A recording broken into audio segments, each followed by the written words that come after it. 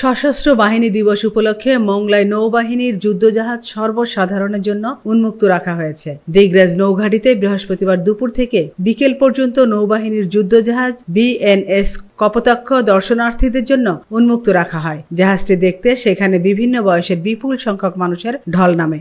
এ সময় আগত সকলে পুরো জাহাজটি ঘুরে দেখেন। সেই সাথে জাহাজ কর্তৃপক্ষ দর্শনার্থীদেরকে এই যুদ্ধজাহাজের বিভিন্ন অংশের ব্যবহার, গোলাবারুদ সহ সকল বিষয় সম্পর্কে ধারণা প্রদান করেন। জাহাজটির অধিনায়ক কমান্ডার রায়ান বলেন, আমি কমান্ডার রায়ান, বানৌজা কপোতাক্ষ জাহাজের অধিনায়ক।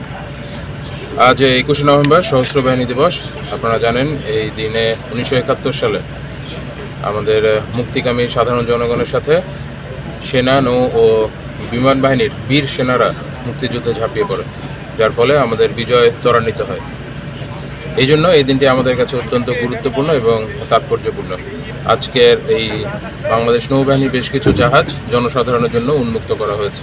2003 সালে জাহাজটি ইংল্যান্ড থেকে নিয়ে এসে বাংলাদেশে কমিশন করানো হয় এবং এই জাহাজের মাধ্যমেই আমরা বাংলাদেশের জলসীমার সার্বভৌমত্ব রক্ষা, এর নিরাপত্তা, চোরাচালান নিরোধ, মানব পাচার নিরোধ, এছাড়াও যে কোনো সময় প্রাকৃতিক দুর্যোগে ত্রাণ সরবরাহ এবং দুর্যোগ মোকাবেলার ক্ষেত্র হিসেবে আমরা এই জাহাজকে ব্যবহার করে থাকি।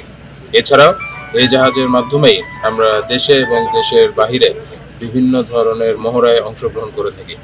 আজকের বাংলাদেশ নৌবাহিনীর বেশ কিছু জাহাজ উন্মুক্তকরণের একটা বিশেষ কারণ রয়েছে, সেটি হচ্ছে সাধারণ জনগণ, বিশেষত যারা নতুন প্রজন্ম, তাদেরকে বাংলাদেশ নৌবাহিনী কর্মকাণ্ড সম্পর্কে একটা সম্যক ধারণা প্রদান। আমরা চাই আমাদের নতুন প্রজন্ম যেন দেশ মাতৃকার সেবায় নিজেকে নিয়োজিত করে এবং বাংলাদেশকে একটি সুখী সমৃদ্ধ দেশ হিসেবে গড়ে তোলার জন্য তারা যেন বাংলাদেশ নৌবাহিনীতে যোগদান করে, যার মাধ্যমে আমাদের দেশের নিরাপত্তা নিশ্চিত হবে এবং দেশ সামনের দিকে এগিয়ে যাবে।